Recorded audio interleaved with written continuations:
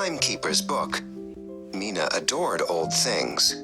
While her friends were glued to their glowing screens, Mina could be found in dusty antique shops, running her fingers over forgotten treasures.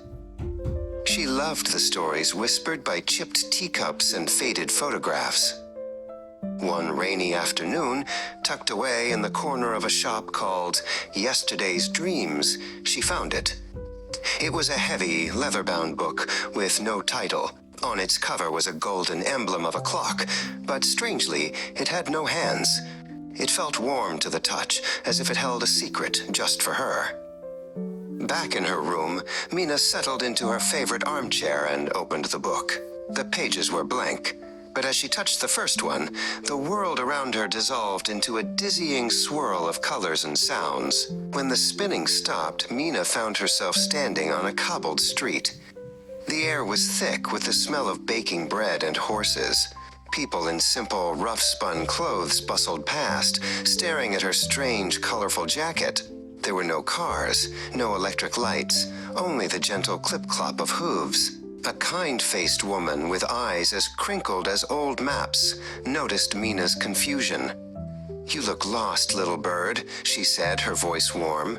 "Come, have some stew before you catch a chill." She introduced herself as Bano. Bano's home was a small, cozy cottage with a crackling fireplace. Mina learned how they cooked over an open fire and drew water from a well. It was simple and beautiful, watching the stars appear in a sky free from city lights. But life was also hard. Mina saw children working from sunrise to sunset and learned that a simple fever could be very dangerous. She missed the easy comfort of turning on a tap for clean water and the warmth of her heated home. That night, wrapped in a scratchy wool blanket, Mina clutched the book. She thanked Bano for her kindness and, with a deep breath, opened it once more.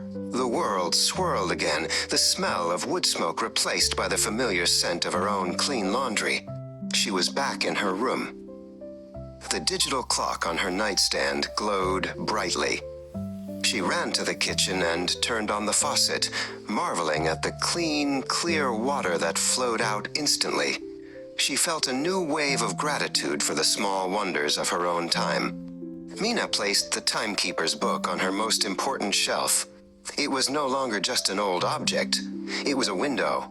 A reminder that every antique held a story of a different time, filled with both hardship and beauty. And it sat there, waiting patiently for her next journey.